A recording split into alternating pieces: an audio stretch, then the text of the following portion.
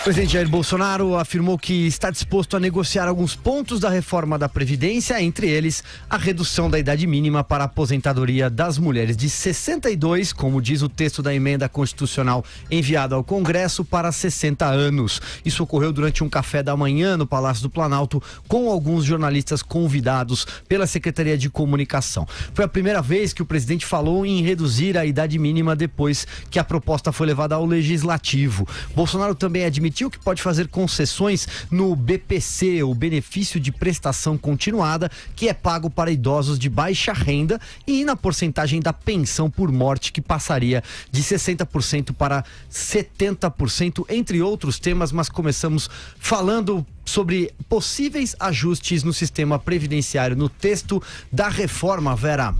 Eu acho que é prematuro fazer isso. Eu acho que tem um erro aí de estratégia, claro, do presidente, né? Primeiro, acho positivo que ele tenha recebido jornalistas, topado conversar, topado fazer uma conversa um pouco mais informal, falar sobre os primeiros meses do seu governo e falar sobre a reforma. Daí, a já admitir baixar a idade, já dizer a idade para a qual pretende baixar, eu acho que isso enfraquece o governo na negociação com o Congresso. É o óbvio, né? A minuta original do Ministério da Economia falava em idade igual para homens e mulheres e igualava os dois em 65 anos. Então, acima do que já foi mandado. Bolsonaro arbitrou politicamente, achou, talvez corretamente, tendo feeling político, que seria difícil passar uma proposta igual para homens e mulheres, e já foi mandada 65, 62. Quando ele admite baixar esse sarrafo dos 62 de novo para 60, ele já enfraquece a capacidade de negociação do governo. E quando você fala em 3 anos a menos, Silvio, você está falando numa arrecadação, numa economia, né, que se fará ao longo de 10 anos, bem menor. Em questões de reforma da Previdência, qualquer mexida, qualquer alteração tem um impacto aí de bilhões na proposta. A proposta do Paulo Guedes, ela era ousada porque ela punha a questão da idade mínima de uma forma muito clara. O Bolsonaro admitindo assim vai acabar deixando com que a proposta recue ao que era com o texto do Temer. O texto do Temer depois de negociado. Ou seja, a proposta do Paulo Guedes, que era mais abrangente, permitiu uma economia em 10 anos maior do que aquela que estava acordada para ser votada no Michel Temer quando houve o caso JBS, etc., vai voltando àqueles patamares mais esquálidos, isso antes mesmo de ser instalada a Comissão de Constituição e Justiça e de ser instalada a Comissão Especial que vai tratar do texto. Ontem eu já tinha achado um tiro no pé da reforma o fato do PSDB, antes mesmo dessas coisas acontecerem, ter fechado questão contra a mudança no benefício de prestação continuada. Mas até aí o PSDB não é governo. Jogava um pouco contra o secretário especial da Previdência, Rogério Marinho, que é do PSDB, jogava um pouco contra o interesse dos governadores e prefeitos tucanos. Mas não é do partido a responsabilidade de ser governo. Mas aí vai o próprio presidente da República, admite rever a idade e admite rever o mesmo BPC. Então esse BPC já está morto. Isso daí já pode esquecer, favas contadas. Já era, morreu.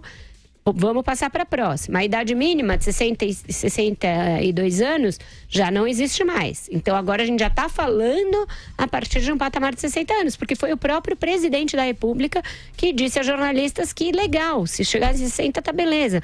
Então você já começa a negociação com a reforma desidratada. Eu acho que isso é um mau sinal para os parlamentares, é um mau sinal para a sociedade, porque você enfraquece o discurso de que a reforma é necessária, de que ela precisa exigir sacrifícios de todos, e você enfraquece também a sensação, a percepção por parte do mercado de que o governo vai se empenhar por uma reforma dura.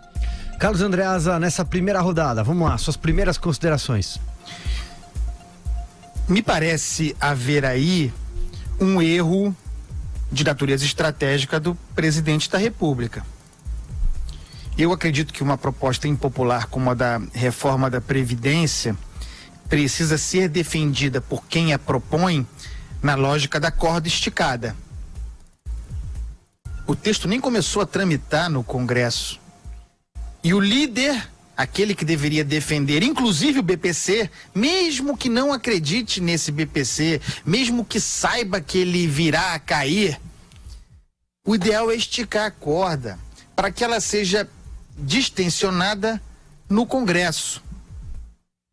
Mas agora, nesse momento, o presidente já cede publicamente, portanto, estabelecendo um novo patamar, porque ele é o líder desse processo antes do início da tramitação do troço.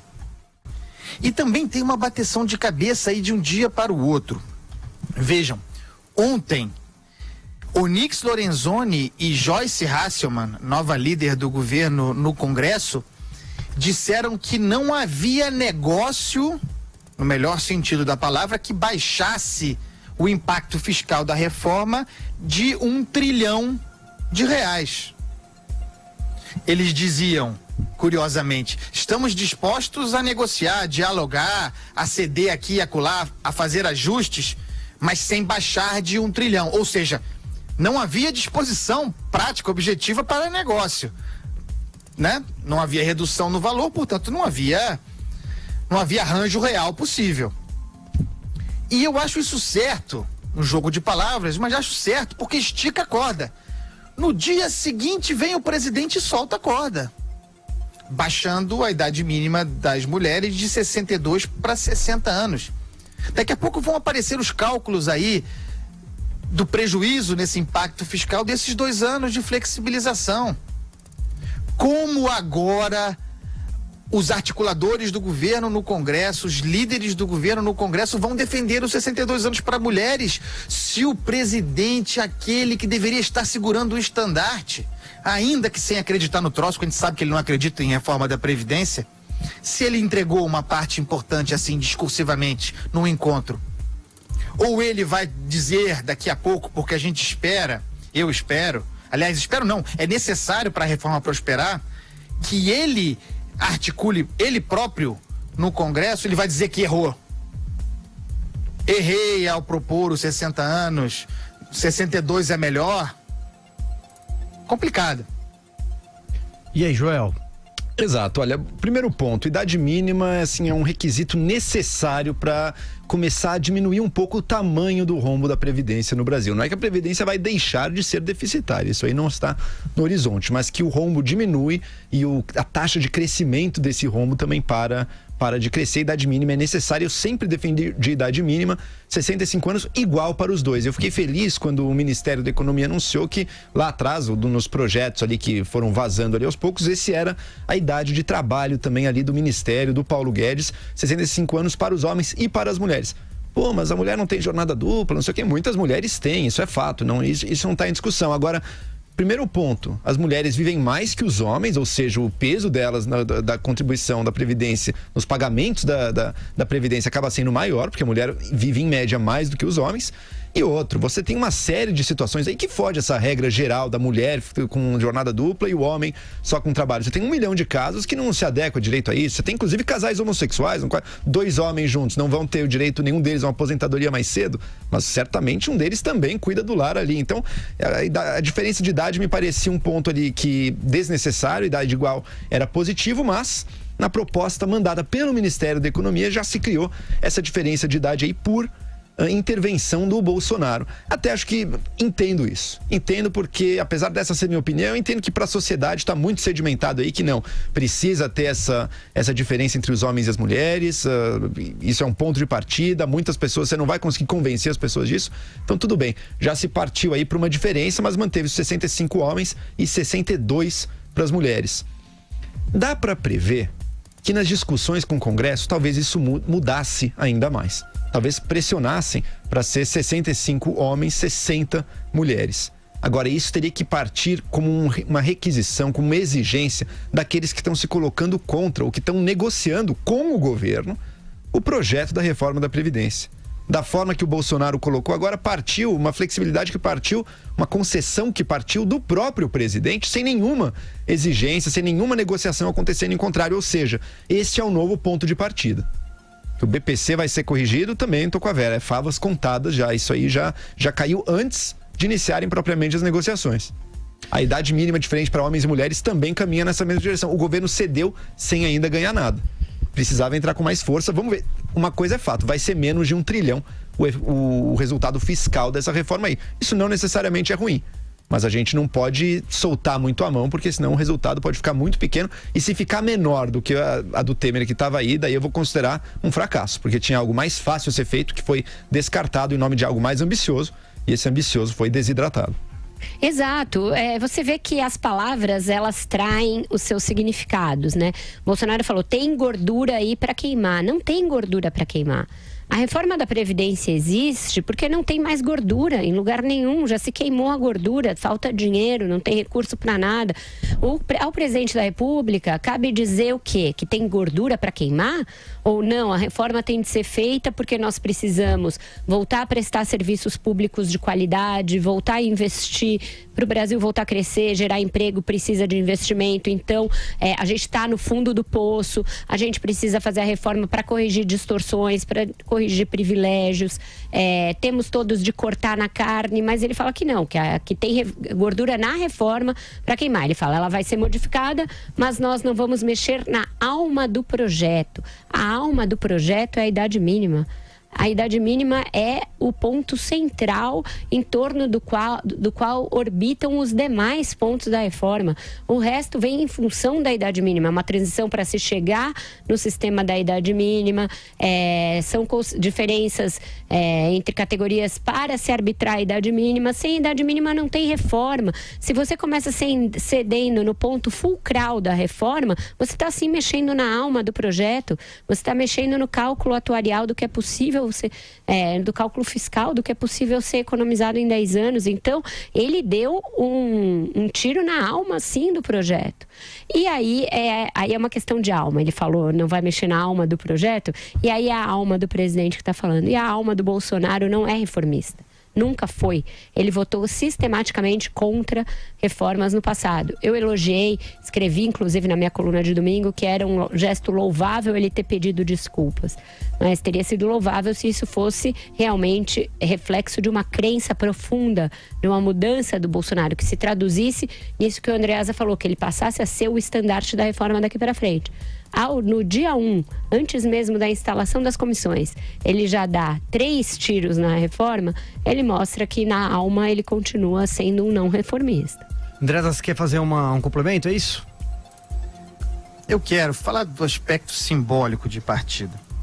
Uma reforma da Previdência altamente impopular, cruel por natureza, impondo sacrifícios, não tem alma, tem carne. Qual é a encarnadura de uma reforma da Previdência, desta apresentada pela equipe econômica? A idade mínima, 65 e 62. Tanto melhor seria se fossem 65, 65. Chegamos ao 65, 62. O que eu achava que aconteceria, inclusive conversando com alguns parlamentares, é que haveria uma resistência inicial no Congresso a esses patamares de idade mínima e o governo ia ceder na negociação, alongando o período de transição. Isso faria sentido, mas não desde partida dando de bandeja a redução dessa idade já de partida de 62 para 60 anos. Eu estava animado esta semana com a reforma da Previdência.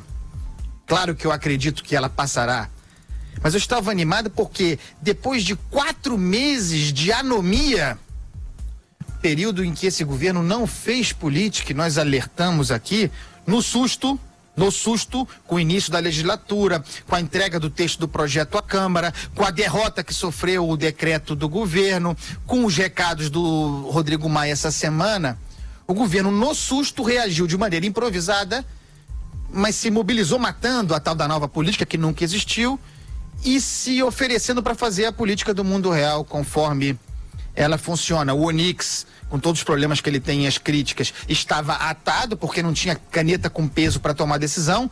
Hoje tem as notícias de que agora ele vai poder negociar corretamente, de acordo com a lei, não é corrupção.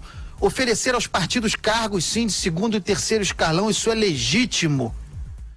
Há pessoas qualificadas para essas funções, isso seria feito. Então tem um líder na Câmara inepto, Major Vitor Hugo, não querem tirar o cara, aí botaram a Joyce Hasselman para tratorar o sujeito e fazer o que ele não faz. o presidente começa a conversar, dialogar, receber os líderes dos partidos, escolheu 77 vice-líderes, está tentando articular, encaminhou bem alguma coisa no mundo real, pisou no mundo real. Fernando Bezerra, líder do governo no Senado. Agora vai, minha gente. E aí vem o presidente dar uma dessa. Alá laô, né? Alá laô.